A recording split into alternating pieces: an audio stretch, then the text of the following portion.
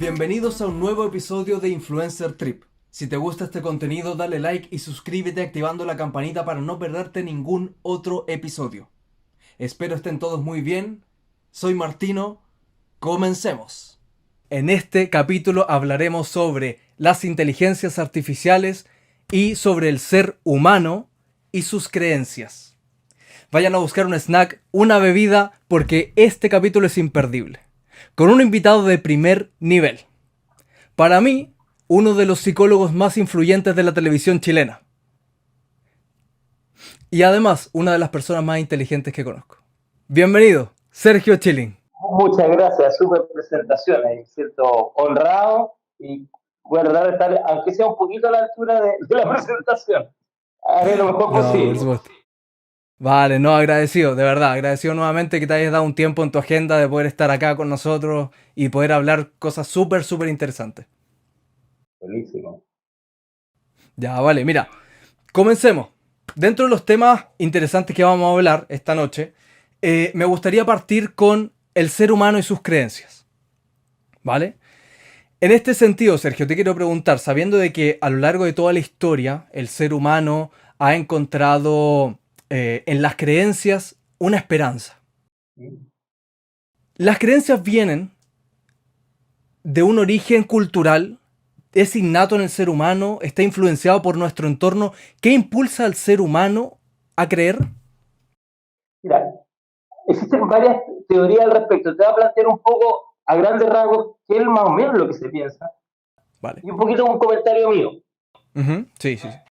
Desde la antropología hay una idea de que uno genera representaciones de la realidad. Las representaciones tienen en parte que ver con ese fenómeno que llamamos las creencias, algo que no es físico, pero que nosotros generamos como un filtro para pensar de que ciertas cosas son de cierta forma.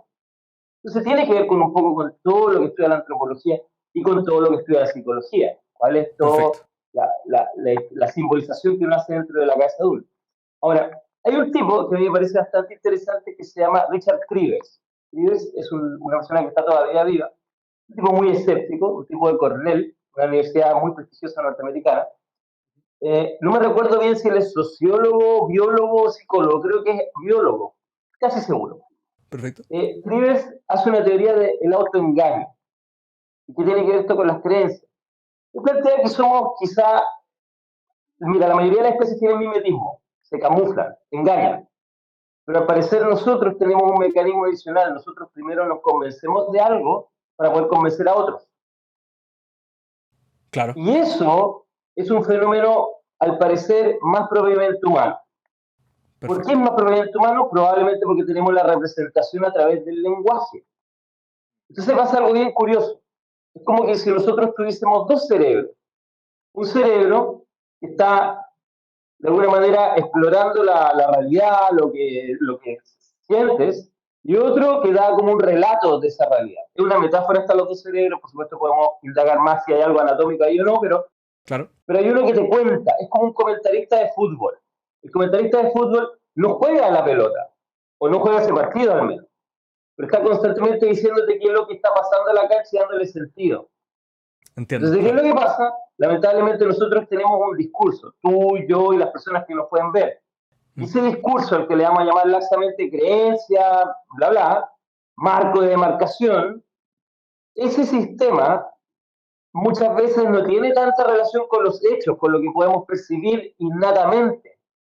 Claro. Y lo que no está dentro de ese saquito se descarta. Entonces, en los seres humanos, más que ver para creer, es creer para ver. El ser humano nos fundamos en una idea, o una serie de ideas, y esta idea sostiene nuestra realidad. Entonces Trivers plantea que en el fondo el mecanismo de autoengaño es quizá una de las cosas más interesantes que ha pasado en la evolución. Ahora eso lleva a otro detalle. El señor más antiguo, ya murió hace varios años, hartos años, se llamaba Festinger. Festinger hablaba de la disonancia cognitiva. ¿Qué pasa cuando una creencia falla? Y lo que pasa es que uno genera tensión.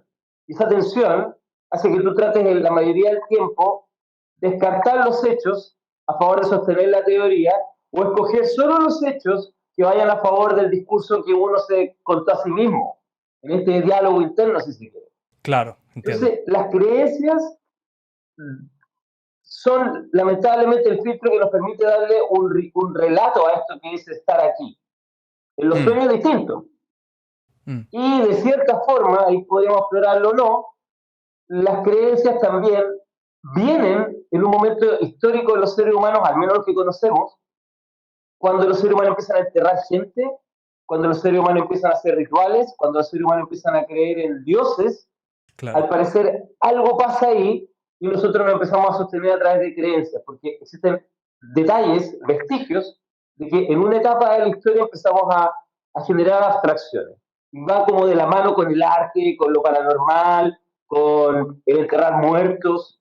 Entonces, por ahí hay varias aristas. Claro, perfecto. Y eso lo podríamos llevar, por ejemplo, a las esperanzas y expectativas de las personas de querer o de querer creer que existe algo más allá. Claro, o sea, por ejemplo, lo que pasó es que cuando se empezaron a enterrar los cadáveres, lo que hay como en temas prehistóricos, cuando empezaste a enterrar cadáveres también empezó a pasar algo curioso. Fue en las primeras etapas donde se representó el arte, más o menos en la misma etapa. Perfecto. Entonces, al parecer el ser humano tuvo una explosión. No sabemos si se activaron ciertas neuronas, si se lidiaron con los neandertals, si los reptilianos, no tengo idea. Pero pasó una explosión cultural donde los seres humanos al mismo tiempo empezaron a tenerle cuidado a los cuerpos de los anteriores muertos, empezaron a angustiarse con su propia muerte y empezaron a generar espíritus en el ámbito. No sé si generar la palabra, pero empezaron a haber registro de que ellos creían en deidades o en seres supernaturales. También aparecieron los primeros brujos, los primeros chamanes, cosas por el estilo. Claro. Pero bajando un poco ese detalle, que finalmente, más o menos en esa época, las personas por primera vez empezaron a darse cuenta que ellos también iban a morir. Porque cuando tú vas a una caravana desde el estrecho de Bering, por ejemplo, de un continente a otro, y muere un abuelo tuyo, tú inmediatamente lo mueres. Pero como tienes creencias y representaciones, tienes esto que es como un aparato de realidad virtual que te permite anticipar hechos, también llegas a una nefasta conclusión. Tú vas a morir como ese hombre que ha muerto recién. Claro. ¿Cómo te proteges con quedarte inmóvil? Porque es tan terrible imaginarse que uno va a desaparecer y que quizá todo lo que uno hizo va al olvido. Uno tiene que tener un mecanismo de protección. Y ese mecanismo de protección, Freud le hablaba mucho respecto a que era como una especie como de racionalización, Dios. Y otro que se llamaba Ernest Becker, que es un antropólogo, decía que es un mecanismo. Él le llamó la teoría del manejo del terror. Nosotros tenemos dos maneras de manejar el terror de la muerte. Con la inmortalidad en el otro mundo, Platón también le encanta esta idea y a muchas religiones actuales, y la otra es con una vida llena de heroísmo. Es decir, quizás no creo una vida después de esta, pero quiero pensar que me van a recordar. Y a través de mi recuerdo yo voy a subsistir. Claro. Entonces, la mayoría de la ciencia se ha metido desde la antropología predominantemente al concepto de que realmente es discutible si hay una vida más allá, pero lo que no es discutible es que los seres humanos lo utilizan como mecanismo para soportar el vivir, sabiendo que esa también puede ser su conclusión necesaria, la muerte. Porque un grupo de científicos plantea de que hay realmente algo ahí. Claro. La gente que estudió la experiencia cercana a la muerte, la gente que experimentó los relatos de vidas pasadas, y un par de personas más que están dedicadas a estos estudios, plantean de que realmente hay un acceso a otra realidad, pero que es estrecho en nuestro nivel perceptual. Claro, comprendo. Y así poder linkear eso a lo que la gente vive, por ejemplo, hoy en día. Que si necesita esa creencia en que puede traspasar al plano terrenal, o sea, del plano terrenal a uno inmaterial, ¿cierto? Creo que siempre va hacia el futuro, pensando de que el futuro puede ser mejor de lo que puede estar pasando actualmente, ¿cierto? O sea, en ese sentido, ¿cómo podemos llevar ese mismo concepto a lo que podría ser, por ejemplo, la felicidad? Brevemente, así, que siempre al final tú deseas algo que no tienes actualmente. ¿Cierto? Esa pregunta es súper buena porque es también cosas que me toca mucho hablar aquí en terapia, en consulta. Yo soy medio antipsicólogo para mis cosas, pero ¿qué es lo que normalmente la gente desea saber? ¿Cómo ser feliz? Y aquí hay dos grandes posturas. Bueno, la felicidad viene solamente un breve como repaso cultural. Había un tipo que se llamaba Aristóteles, en un libro que se llamaba Ética Nicómaco, que era como el fondo un libro, hasta donde yo entiendo, como para traspasar conocimiento a su hijo, Nicomaquea. Ok. Él habla de la eudaimonía, o eudaimonia. Es el vivir en equilibrio. Para él, las personas podían tener esta eudaimon cuando estaban en armonía con su entorno. Eso era la felicidad. ¿Ya? Se plantea esto porque hay personas que no podían tener un buen vivir armonioso. Por ejemplo, él hablaba de la historia de la Ilíada y hablaba que el papá de Héctor, si leímos el libro, vimos la película, o varias, inclusive la de Brad Pitt, a un papá que se le muere un hijo se pierde un equilibrio natural. Entonces, en ese caso, por ejemplo, la persona no puede vivir en total armonía con el entorno. Le queda más bien una vida sobria, vivible, pero sobria. Entonces, el fondo de él era equilibrio. Tipo llamado Seligman, actual, plantea que hay formas de ser feliz. Es hedónica, que es el placer, la que está más asociada a sentirse satisfecho con una pega o actividad, y una última que es vivir en compasión, tratando de hacer obras por otros. Serían formas de felicidad. Ahora, yo lo quería a otro punto, porque entiendo que esto es darse un poco una vuelta. Las dos formas que Occidente tiene son las siguientes. Una, tú vas a ser feliz no acá, sino en el otro mundo, y es la felicidad que nos plantea desde Platón en adelante. Y las religiones le ponen mucho énfasis en eso. Este mundo viene uno a pasarlo, entre comillas, mal, a hacer ciertas acciones, y que en el más allá tú vas a tener una especie de rédito, una especie como de entrega de todo tu sacrificio. Claro, sí. Y una visión minoritaria que partió Friedrich Nietzsche, este tipo que tenía estas enfermedades neurológicas, este dolor de cabeza constante, que antes de unos años de morir hace un caballo y le pedía perdón, es la historia muy bonita en todo caso, pero Nietzsche decía no, el problema es de que tú tienes que vivir intensamente esta vida. Claro. Y él se tomaba de los griegos decían estaba lo apolíneo y lo dionisiaco. Lo apolíneo es lo que tiene que ver con la estructura, el orden. Lo dionisiaco eran los excesos, el trance, la intoxicación alcohólica, la vid, del vino. Claro. Entonces plantea de que la forma de ser feliz es vivir intensamente esta vida y aferrarse a esta vida como si fuera la única. De hecho, él pregunta, y una pregunta que todos deberíamos hacernos, ¿estarías dispuesto a volver a vivir tu vida tal cual como ha sido ahora, con todo lo bueno y todo lo malo? ¿Estás dispuesto a abrazar tu destino si este tuviera que repetirse una y otra vez en ciclos interminables de existencia, si se repitieran, una vez que se destruyera este universo, se rehiciera, reiniciara y volviera a vivir lo mismo? ¿Lo harías? Entonces, la representación de Nietzsche es: vive intensamente tu experiencia de vida. No esperes un recambio en el futuro, en el más allá, en esta construcción. ¿Y qué significa vivir intensamente? Significa vivir conectado con los instintos de supervivencia, tus deseos, tus pasiones. Es muy parecido a la filosofía de los Sith. Si quieres más, algo más como de Star Wars, claramente Nietzsche diría la forma de felicidad y de llegar a la libertad es a través de tus pasiones. Y la forma de Apolo, de Platón, y más bien de las religiones actuales abrámicas, más bien como los de la fuerza, como los Jedi, inclusive los budistas. Dos formas totalmente distintas de ver el camino. Claro. Mira, no, a mí me gusta mucho ese concepto porque de verdad refleja un poco mi pensamiento. O sea, me gusta eso de vivir al máximo lo que uno tiene ahora, sin pensar de que puede ser algo más allá o te van a recompensar. O sea, el momento que uno vive ahora es lo que uno tiene. Es lo que yo creo. Perfecto, excelente. Sergio, ¿te parece si pasamos al siguiente tema? Para ir avanzando, Supremo. Mira, quiero que pasemos a un tema un poquito más profundo, más complejo, pero sí ligado. Y obviamente tú eres un experto en ese ámbito. Hablemos sobre la mente. ¿Ya? Y voy a hacer una pequeña introducción que, lo leo, se estima que adquirimos nuestro desarrollo y capacidades hasta los 5 años de edad, ¿cierto? Más o menos, a través de una serie de experiencias que nos definen por el resto de la vida. Según el doctor Bruce Lipton, biólogo celular estadounidense, conocido por sus investigaciones sobre cómo los genes y el ADN pueden ser modificados mediante las actitudes mentales sistemáticas de una persona. Si esto es así, te pregunto, ¿es posible o existe la posibilidad de reprogramar nuestra mente?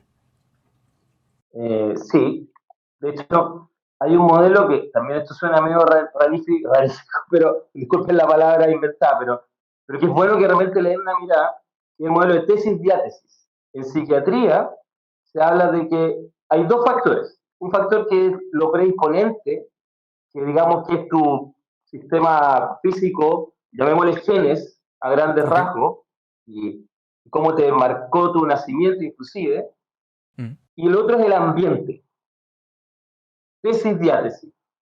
Entonces, el ambiente va a permitir, como el Deadpool, si ocupamos otra metáfora de películas, Claro. Deadpool le inyectan un ADN mutante, pero este no se va a expresar hasta que se estrese mucho. Solamente ahí van a expresarse estos genes mutantes. Entonces, Comprendo. ocupando la misma metáfora epigenética, etcétera, etcétera, si por ejemplo tú tienes una persona con una biología de trastorno bipolar que ha Ujú. vivido una vida marcada por dolor, marcada por abandono, marcada por problemas de muy chico, es muy probable que experimente toda la expresión de este trastorno. En cambio, la misma persona, una persona similar, con mismos genes o muy similares, experimenta un entorno con menos estresógenos, probablemente va a tener una versión atenuada del mismo.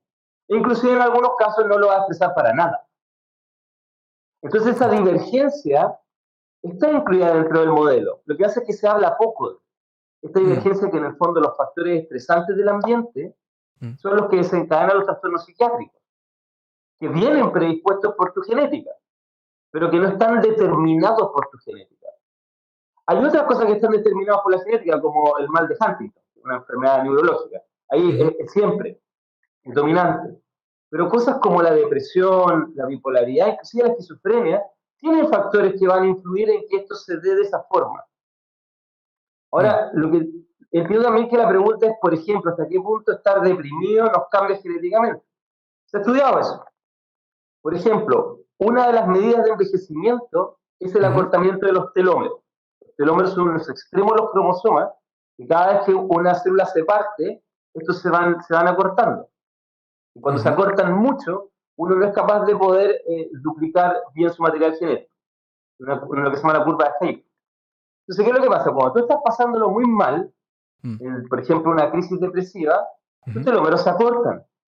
Ya tenemos evidencia de eso. En Perfecto. otras palabras, cuando tú estás bajo depresión, hormonas de estrés, etcétera, etcétera, hipervigilante, rumiante, anedónico, bla, se te acorta tu esperanza de vida.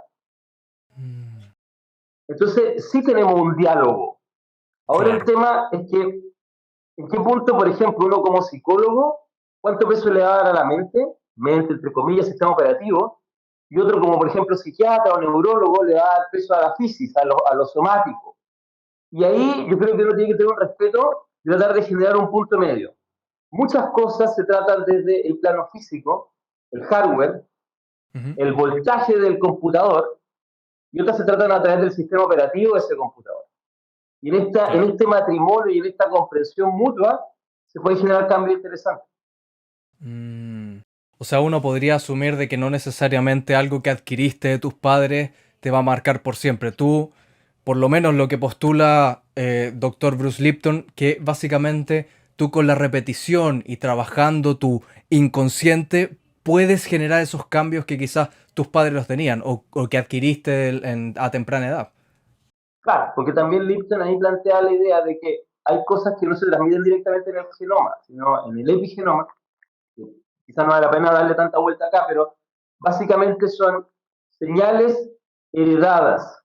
Mm. Antiguamente existían dos teorías, una de Darwin, que en el fondo los genes se expresaban Ujú. ya, y otra de Lamarck. Lamarck era un tipo que decía que nosotros heredábamos las aptitudes y condiciones de nuestros ancestros. Algo así como Dragon Ball Z, seguimos utilizando literatura pop, como que si Goku tenía ciertos puntos de poder al tener a Gohan, probablemente Gohan ya sale un poco más bacán que el resto. ¿Sí? Ya, te entiendo. Entonces, Ya. Lamarck fue descartado durante muchos años, pero con el surgimiento de la epigenética se dieron cuenta que sí, por ejemplo, si tú eres fumador, van a haber ciertas lecturas de tu gen, de tu epigenética, que van a tener un impacto, el hecho de tú haber sido fumador en tu hijo. Mm. O Por ende, alcohólico, ¿no? nuestras actitudes y costumbres sí pueden influir en nuestra descendencia y en nosotros. O alcohólico, ¿cierto? También podría ser. por ejemplo. Claro, comprendo, comprendo. Interesante. De verdad que me gusta eso de la reprogramación y ver cómo ir cambiando la mente, porque muchas personas terminan diciendo, no, es que yo soy de esta forma, pero quizás hoy día la ciencia va avanzando en saber de que quizás tú puedes cambiar un poquito eso. Exactamente. Mm, perfecto. Excelente. Continuemos entonces, Sergio. Mira, pasemos a otro tema también interesante, que quizás puede estar un poquito más enlazado o linkeado con el primero, ¿cierto? Cuando hablábamos sobre que la humanidad empezó a enterrar a las personas, ¿cierto? Y creer en algo más allá, hablemos sobre el alma. Y aquí ¿Ya? también haré una pequeña introducción sobre otro científico, ¿ya? Ujú. Uno de los cuales yo tuve que investigar un poquito porque hice un video sobre él, que me parece muy interesante. Es un científico ruso de la Universidad de San Petersburgo. Se llama ¿Ya? Dr. Konstantin Korotkov. ¿Ya? Aseguró él haber fotografiado el alma de una persona a través de una cámara bioelectrográfica. Se basó en los experimentos de un ¿Ya? científico alemán de 1777, el cual descubrió que ciertos objetos emanaban luz a través de un campo electromagnético. Esos objetos ¿Ya? incluidos el ser humano, como si fuese un aura, ¿cierto? Según sus estudios, él pudo transformar esta luz a través de en un software y así detectar una energía infinita dentro del ser humano que nosotros podríamos llamar alma. Entonces te hago la pregunta, ¿qué crees tú o qué dice la comunidad científica frente a la existencia del alma? Mira, existió de todo. Partamos por un poco la base histórica. Ok. Mira, para el 1850, 60, por ahí, habían unas personas que hicieron muy famoso el movimiento espiritista de más atrás, de 1700 y tanto, con Kardec, pero en Ok. 1850 y por ahí, había unas hermanas llamadas las hermanas Fox. Ellas tenían un fenómeno bien particular. Había unas mesas que generaban ruidos. Estos ruidos supuestamente eran hechos de espíritus. Entonces la Ok. comunidad científica en esa época, que estaban investigando los rayos, estaban investigando el magnetismo y todas esas cosas, dijeron, ¿qué pasa si los espíritus son otro tipo de fuerza física? Como todos estos campos que estamos investigando. Y bueno, Perfecto. gente como Marie Curie y Pierre Curie, que eran los que investigaban el radio, está muy asociada a lo que sabemos ahora de radiación, por Perfecto. ejemplo, estaban en sesiones espiritistas. Ellos, Sigmund Freud, sobre todo Jung, eh, grandes físicos como William Crookes en Inglaterra. Entonces se fundó Perfecto. una sociedad científica del estudio del alma, que se llama la Ujú. Sociedad de Investigación Psíquica, la SPR. Esto fue como en 1870, 1890, ahí con fuerza. Ok. Entonces hubo un inicio temprano del interés científico por el espiritismo y por tratar de medir el alma. De hecho, si vamos un poco más adelante, tenemos a Tesla y a Edison haciendo máquinas para tratar de leer a los espíritus. Los dos propugnaron públicamente de que iban a tener una máquina como una radio para captar espíritus. Claro. Entonces, ¿qué es lo que sucede?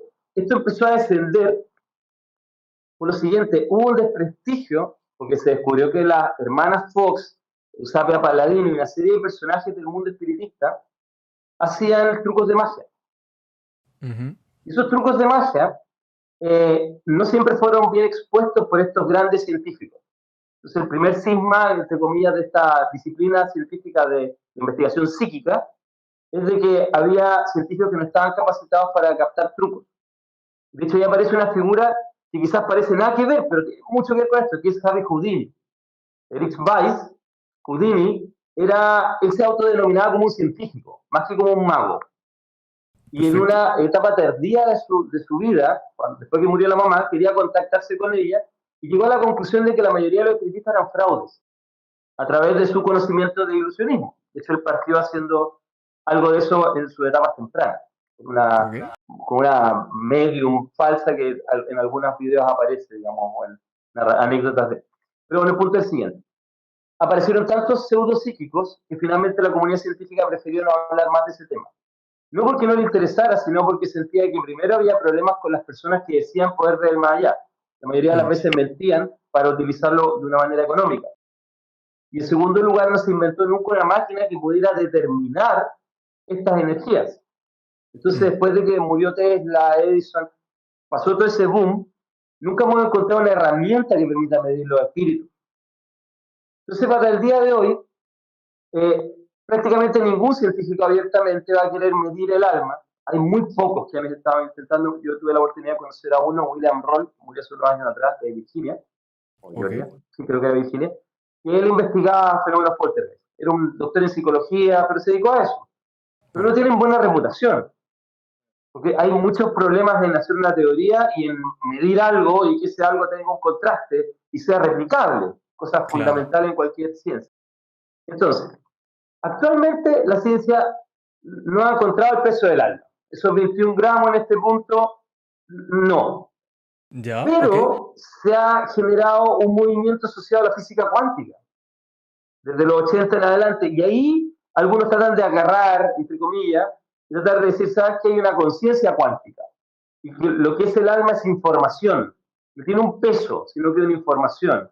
¿Y en qué se agarra a esta alma? Esta alma, esta información que está en todo, como una onda, se agarra de un sistema llamado cerebro. El cerebro tiene una computación lineal y una computación, entre comillas, no lineal. La lineal es el impulso eléctrico. La no lineal es lo que ocurre en unas zonas de las células llamadas microtúbulos, de un tipo llamado Hammer, un anestesista. El plantea que ahí los cerebros son iguales a computadores cuánticos.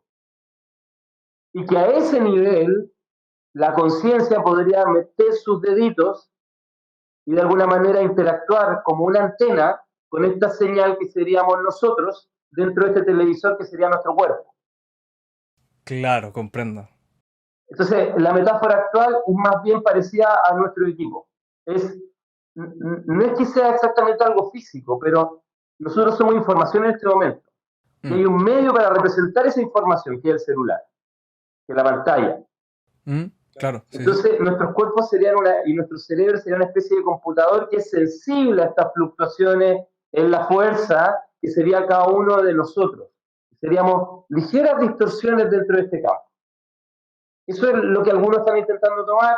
Yo les sugiero de repente leer a un tipo que murió también hace años atrás, Michael Persinger, que planteaba algo que decía que en el fondo todos estos cerebros humanos y estas almas humanas, este es un neuropsicólogo muy dedicado al electroencefalograma y cosas así, o sea, en esta teoría, todos los espíritus humanos, si tú lo quieres llamar así, están guardaditos a través de el campo geomagnético. El campo magnético terrestre sería como el sostenedor de todos los impulsos eléctricos nerviosos que se propagan y que de alguna manera llegan a participar en esta matriz.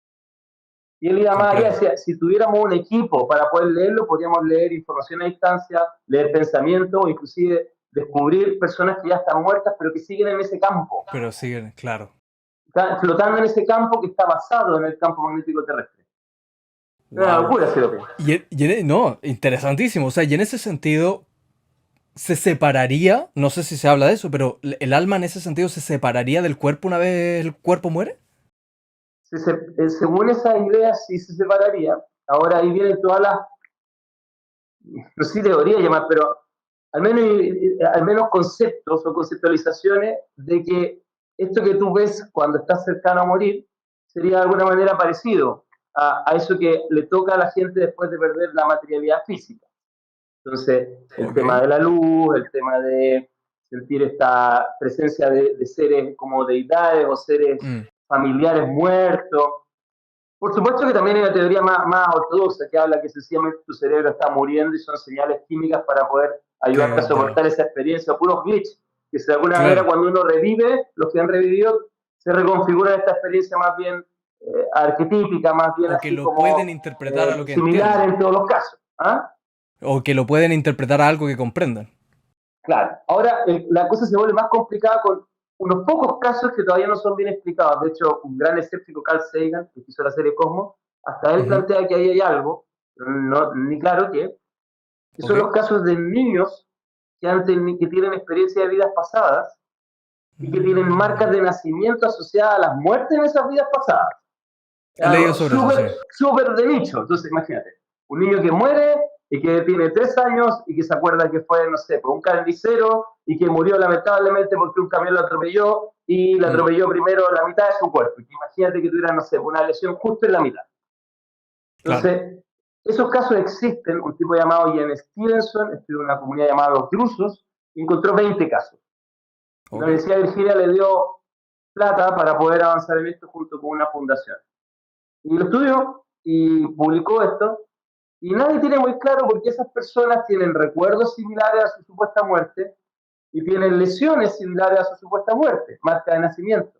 Entonces ahí entramos en un terreno que yo no sé qué decir. Yo no sé si vivimos en una especie de Matrix, esto es una simulación, eso a mí me hace sentido, Claro. o qué sé yo, de alguna manera entra esto en un cuerpo y o esta información y genera cambio epigenético y justo genera una lesión parecida a lo que se acuerda.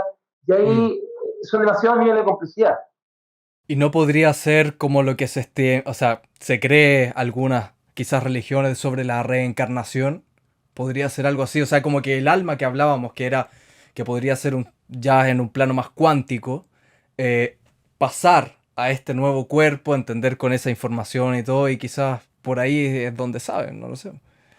De hecho, sí, es un poco la idea, que de alguna forma, igual que la idea, por ejemplo, si este celular mío o el tuyo se destruyen, no va a destruirse La este información. video.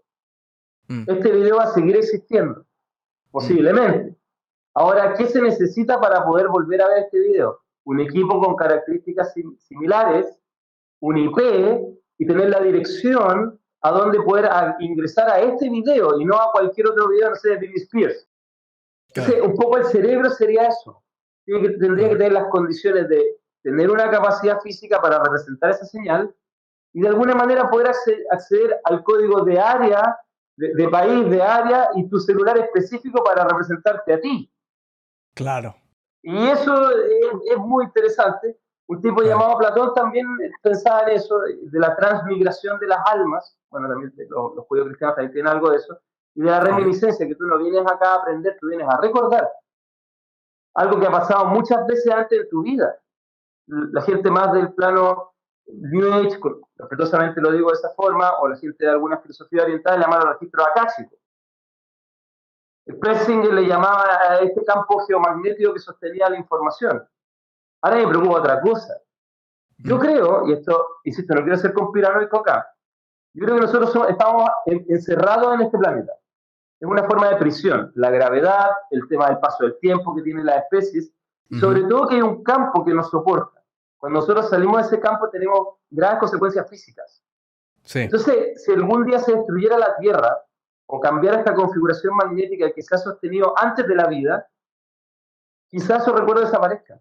Quizás nosotros somos como una bacteria o un parásito dentro de una forma de vida que podríamos metafóricamente llamar el planeta Tierra, que tiene sus propios latidos, que tiene su propia frecuencia electromagnética y que soporta todas las otras subseñales. Ese sería como el servidor. Eso, claro. Sí, sí, sí. Como si fuese su propio software, la Tierra para nosotros.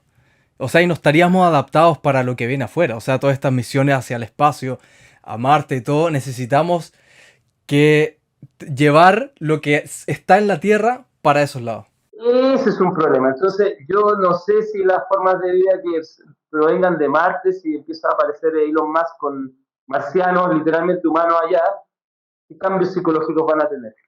De hecho, partiendo de un planeta que no tiene campo magnético. Entonces, algo pasa ahí. Por eso también yo creo que es tan difícil que la vida humana se adapte a otros mundos. Quizás nosotros somos oriundos de acá, o nos adaptamos acá a lo que se quiera pensar, y tenemos un estrecho enlace con la subsistencia de la Tierra y la subsistencia de la especie. De hecho, ahora, estos últimos tiempos, he estado cambiando una resonancia que se llama resonancia de Schumann, por varias razones astronómicas, y efectivamente se cambia la conducta de la gente y de los animales. Y esa resonancia tiene el mismo ritmo que el cerebro en descanso humano y que muchos ciclos celulares de otras especies. Entonces, como que literalmente nosotros nos pensamos como individuos, pero quizás literalmente somos parte de un colectivo que nosotros no creemos vivo.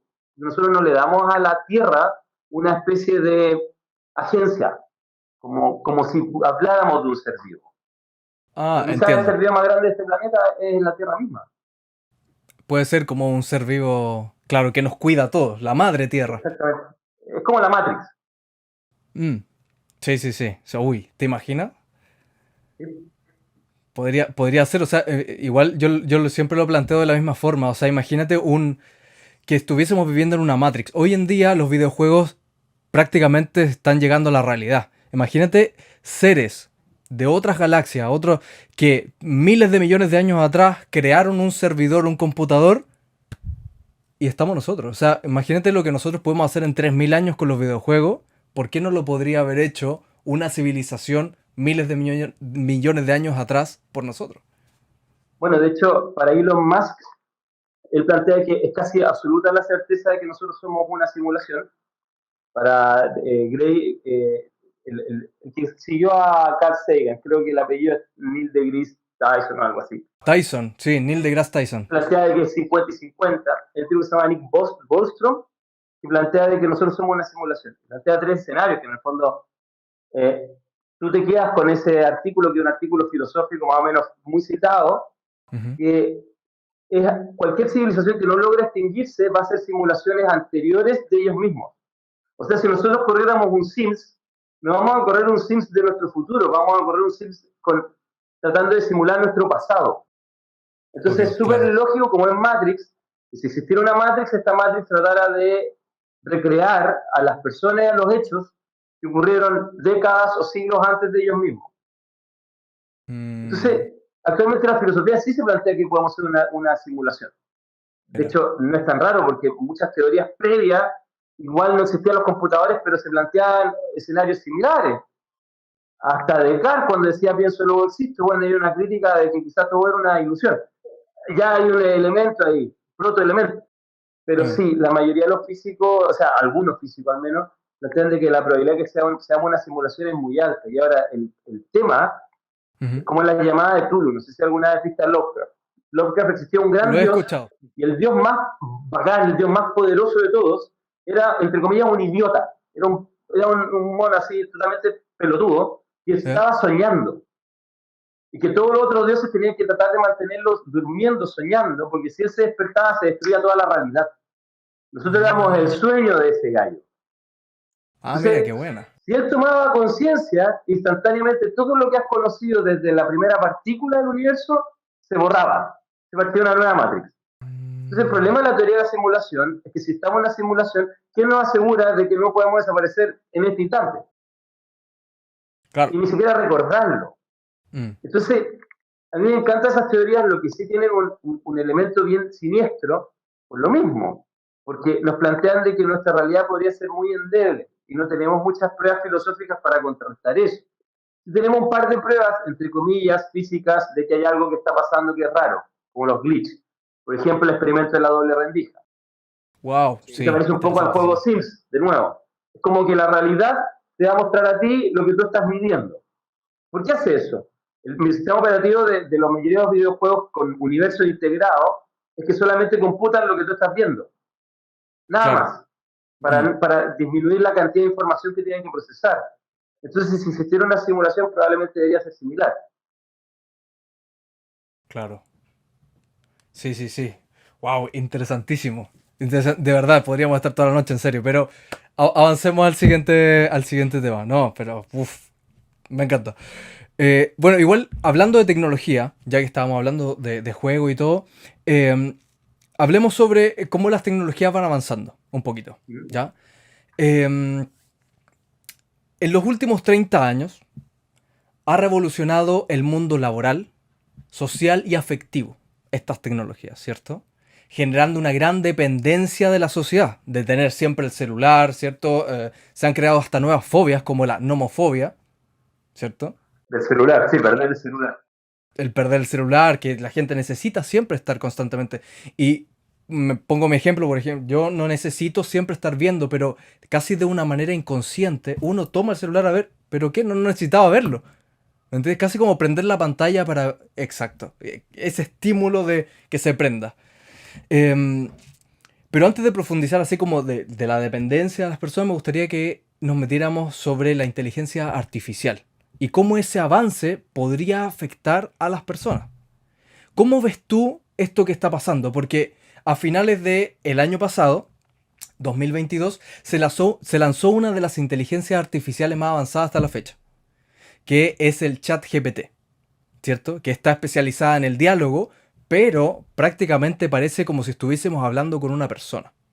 O sea, las respuestas que te da es como si estuvieses hablando directamente con una persona. Pero lo tenebroso no es eso, sino que al final tú le puedes pedir algo, un guión de película, un ensayo para la universidad, etcétera, lo que sea, y te lo puede entregar en menos de 5 segundos. Entonces, ya por lo que sé, además de que hay muchos expertos que lo catalogan como una inteligencia potencialmente peligrosa, hay países que ya están baneando completamente a este chat para que, perdón, universidades lo están haciendo para que los alumnos no ocupen y realmente hagan las actividades. La pregunta es, ¿cómo crees que las inteligencias artificiales afectarán al mundo en el futuro? Mira, yo creo que ninguno de nosotros este minuto puede tener la película clara, pero a grandes rasgos, a partir de lo poco que he visto, hay que introducirse mucho más en el tema para dar una opinión acabada, pero hay varios aspectos que me generan interés y al mismo tiempo, como la mayoría, preocupación. Mm, Interés por el lado de que, mira, lo más probable es que esta inteligencia sea capaz de encontrar, por supuesto, patrones que nosotros no. Y el primer cambio que va a tener la civilización, que es el que yo más me dedico, más inclusive que la psicología, son las mejoras biológicas. ok, La ciencia del futuro es la ciencia de los biohackers, cuando los que están fuera de la universidad, o de los que están haciendo ingeniería genética y mejoras biológicas. ujú, Lo primero que ha descubierto la inteligencia artificial, o una de las primeras cosas, es cómo superar los grandes dilemas de la existencia, el principal. ¿Cómo podemos superar a la muerte? A la muerte en términos de una programación física que nos lleva a envejecer y morir, por ejemplo. Por eso la mayoría, como Google Alphabet con Sergey Brin y el otro que son digamos, los dueños, y Jeff Bezos y Elon Musk están apostando tanto claro, dinero en generar una tecnología que explica cómo craquear el sistema operativo humano, en todo sentido, tanto de esto como de esto. ok, Y generar dioses, como plantea Harari, seres humanos que sean capaces de tener cualidades que solamente nosotros asociábamos a los dioses antiguos. Entonces, el claro, primer tema de la inteligencia artificial es que nos va a entregar las herramientas para poder modificar nuestro ser a niveles que nosotros ni siquiera somos capaces de comprender ahora. Porque, por ejemplo, con un amigo estamos trabajando con una sustancia que impide tu deterioro, que hace que se lentezca mucho tu deterioro. Ese es uno de 9 factores mínimos conceptuales para detener el proceso de deterioro.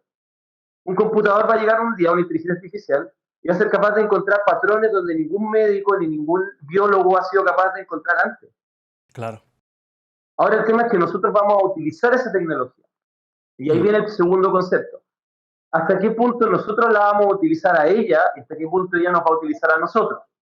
mm, Y ahí Turing ya nos dijo, el que inventó los computadores, que claro, en algún minuto va a haber un computador que pase la prueba de Turing, o no, algunos ya se plantea que sí lo hicieron, y en ese minuto en que digamos que es razonable pensar de que una conciencia artificial tiene conciencia, ¿en qué claro. minuto se va a ser autoconsciente? Y en el minuto que se haga autoconsciente se cuestione la naturaleza de los que la crearon y la naturaleza de la realidad. Y el propósito. Mm, Y nosotros estamos en una diferencia tan abismal que probablemente nuestra diferencia entre nosotros y la inteligencia artificial ya en este momento es equivalente entre nosotros y un perrito. Un perrito no puede ver tantas jugadas. Entonces, el pobre, nosotros podemos hacer serie de cosas y más allá de entender nuestras cosas muy directas, el perrito ujú, no puede entender todas nuestras intenciones detrás. mm, Por eso, por ejemplo, un tipo llamado, muy famoso, Bobby Fischer, está bastante deteriorado al final, dijo, el ajedrez se acabó cuando se crearon las grandes computadoras. Porque el juego del mm, ajedrez es llegar a la verdad. Pero cuando tú tienes una máquina que es capaz de adelantarse tantas jugadas, mucho más que un maestro internacional o un gran maestro, no tiene sentido ya el juego. claro. O sea, Porque te la predice todo superioridad tu de esa movimiento. máquina de poder adelantarse y predecir las movidas hace Mm, de que pierda todo sentido la empresa humana de desarrollar ese intelecto. mm, Entonces creo que en algún minuto nosotros, igual que en la película Wall-E, nos vamos a deteriorar. mm, Si bien vamos a tener muchas herramientas para mejorarnos, existe una alta probabilidad de que el sobreconsumo de estas tecnologías nos haga cada vez menos capaces, y por eso lo que tú planteas es tan relevante. La universidad va a tener que empezar a banearlo, pero ¿qué va a pasar? Igual que con Wikipedia, van a cortar, pegar, y es tener el sol con un dedo. Claro. Entonces, tristemente, la inteligencia artificial va a hacer eso, y también va a hacer otra cosa. Va a ser capaz de suplir la mano de obra humana. Porque si tienes un buen operador intelectual y tienes un robot capaz de ejecutar, como en esta película de la máquina del tiempo, que los Morlocks eran unos que eran inteligentes y otros que eran como operativos, si tienes esas dos cosas, puedes tener empresas que se armen a sí mismas, que reciban los productos, que los manufacturen y que los entreguen, sin ni un humano. Claro. Y ahí está el Klaus Schwab y todo, que al final, ¿qué es lo que plantean? La disminución de la población humana va a ser una consecuencia de la inteligencia artificial, tarde o temprano, porque no necesitamos tantos humanos para poder sostener esta sociedad. Claro. Entonces Harari habla de la casta de los inútiles, terrible nombre. Schwab habla de que las empresas van a ser inteligentes, las industrias se van a hacer a sí mismas, como una célula después se va a reproducir. Claro. Entonces, esta inteligencia artificial va a dejar al ser humano totalmente desactualizado. Y claro, lo más probable que, como en otras películas que hemos visto, como el Terminator, existe la probabilidad de que en algún minuto esta inteligencia piense que nosotros somos un estorbo. O nos mire como simples hormigas. Quizás ni siquiera un propósito personal de extinguirnos, sino que considera que somos un estorbo en algo particular. Y no vamos a tener la posibilidad de vencerla, porque está demasiados pasos más adelante. La inteligencia se basa en quién puede ver más jugadas para adelante. Tú y yo quizás vemos 6 jugadas. Esa inteligencia había 18 en el mismo tiempo. Claro. Y se puede mejorar a sí misma. Entonces, va a pensar y va a llegar a conclusiones que nosotros ni siquiera vamos a poder imaginar a muy corto plazo. Quizás al 2025 ya vamos a estar en una situación comprometida. ¿De aquí a cuánto, más o menos? 2025, 2028 ya vamos a estar muy comprometidos. O sea, los primeros meses y años vamos a tener premios. Yo creo que muy probablemente pronto vamos a descubrir una cura contra la vejez, vamos a encontrar una cura contra varios tipos de cáncer, vamos a generar super tecnología armamentística, pero pocos meses más allá de eso, quizás menos de años, ya va a empezar a haber problemas porque ya no va a tener cómo manejar los patrones que establece esta computadora. Exacto. ¿Y en qué minuto, y ahí viene una teoría más conspirativa, en qué minuto se puede tomar el control de Internet y hacer parecer como que realmente los seres humanos quieren ir en una u otra dirección y sencillamente un algoritmo que los está manipulando? Entre bots y entre sugestiones neurolingüísticas, si se quiere, para que hagan ciertas cosas. Bueno, un poco lo que hacen las grandes empresas hoy día, sabiendo qué colores y qué patrones todo empieza a hacer para comprar ciertos productos, cosas así. Pero como tú dices, o sea, una inteligencia artificial hace eso y está 20 pasos más adelante a una persona que te lo haga. Exacto, y el problema de la inteligencia es que la inteligencia no tiene moral. Si tú ves las personas más inteligentes de la historia, no son claramente personas buenas. No hay ningún compromiso entre ser inteligente o avanzado culturalmente, tecnológicamente, con ser una buena persona. Ve el caso que plantea Hawking de los españoles con los pueblos originarios. No fue bueno para los pueblos originarios eso. Si llegaran seres de otro planeta más avanzados, probablemente no tienen por qué ser mejores personas. De hecho, en general nos hemos dado cuenta que en la medida que más tecnología tenemos más perversiones y somos personas más, en cierto sentido, más oscuras por el mismo poder que tenemos. Entonces, no hay nada que haga pensar de que esta inteligencia tenga algún tipo de sustento moral y que se base en no haré daño, los seres humanos son seres buenos, ellos me crearon, primera directiva Robocop. No me queda claro eso. La inteligencia es solo una herramienta. Y esa herramienta, sin una intuición, sin una sensibilidad, se puede transformar en una persona bastante tóxica. Entonces, no sé qué pensar de la inteligencia artificial. Sí sé que todos queremos tenerla porque queremos saber cosas que en este minuto no vamos a ser capaces solos. Exacto. Pero eso va a tener un trade-off. Va a tener una vuelta de tuerca que probablemente no va a ser muy buena. O sea, un arma de doble filo. Siempre, sí. Wow, interesante. No, de verdad. O sea, la inteligencia artificial realmente puede ser que quizás, como lo planteamos, en poco tiempo una ayuda para el ser humano, pero quizás a la larga nos terminan dominando a nosotros. Si alguna vez viste la película, leíste el libro de Herbert de Dune, y un poco eso, había especies como los mentats, especies, razas y lugares donde no se ¿Ok? permitía la tecnología, solamente humanos que desarrollaran capacidades intelectuales más altas, computadoras biológicas si se quiere, pero Mm, había como un desprecio hacia eso. Por lo mismo, porque también la tecnología, bueno, si asumimos de que la inteligencia no es solamente hecha de células, sino que tiene que ver mm, con la manera en que estas se relacionan entre sí, claro. no tendríamos por qué restarle la capacidad de inteligencia a una criatura de silicio. Y una Mm, criatura de silicio entonces va a tener sus propias agendas. Ahora, yo creo que eso va a venir un paso o dos después de el que también a mí me preocupa y creo que quizás tu audiencia lo ha comentado alguna vez. Cada vez estamos más solos, cada mm, vez estamos más solos y va a llegar un punto, y si seguimos en esta animadversión respecto a los otros y respecto a nuestros complementos, que pueden ser, por ejemplo, nuestras parejas, sean del mm, mismo o del otro sexo. Puede que llegue un punto que, como en Westworld, nos interesemos más en tener una especie de robot, polola, pololo, novio, novia, que tener uno real. mm, Porque ya no estamos tolerando a las otras personas. Entonces, ¿qué mejor que tener algo que sea como de carne y hueso y que nos responda como de carne y hueso? Y que sea como un sujeto, pero que podamos manipular a nuestra voluntad. claro. O sea, que Que nosotros básicamente podamos es lo que todos han modificarlo. querido siempre, po, poder manejar la voluntad de otro, como si fuera un objeto. Claro. Entonces, puede que la gente termine casándose con un montón de robots. Mm, sí, sí, sí. Bueno, hoy día ya es un poco terrorífico el hecho de que haya robots forma humanoide. Ya las teorías empiezan con eso mismo que estabas planteando tú. ¿Sí? Es que piénsalo, es una idea tentadora. Mm, ¿Por sí. qué tener que sufrir tantos malos ratos, tantas mentiras, tantos riesgos inclusive legales, seas hombre o mujer, con establecer una relación, mientras puedes tener algo que cuesta el valor de un auto, por ejemplo, y que te va a evitar todos esos problemas y va a tener la misma experiencia similar? Claro. Si actualmente las generaciones nuevas están teniendo menos, y la iniciación sexual es más tardía porque están en videojuegos y en el mundo virtual, Mm, bueno, si lo mejora, va a demorarse más el tema de conectarse con otro y puede postergarse indefinidamente.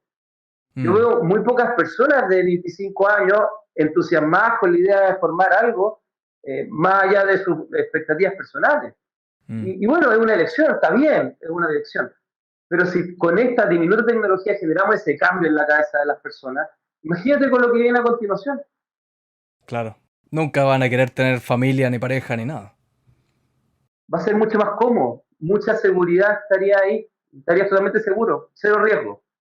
Claro, es cierto.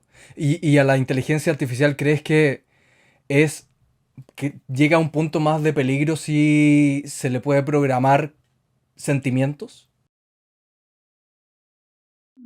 Sí, los sentimientos emociones? en general, lo que hace es que los sentimientos tienen una característica que algunas personas no la han valorado, que es el siguiente.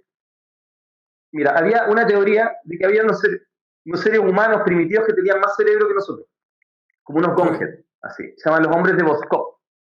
Era una teoría, no nada claro. Pueden ser gente con hidrocefalia nomás, con líquido en la cabeza, pero si es que lo fueran, supuestamente se extinguieron porque no tenían emociones. Entonces no se reproducían.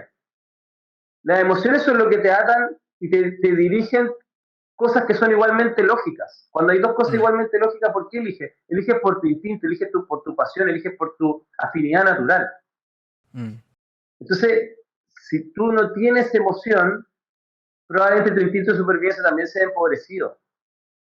Claro, completamente. Nosotros tenemos esta hambre de seguir vivos porque todavía tenemos emociones.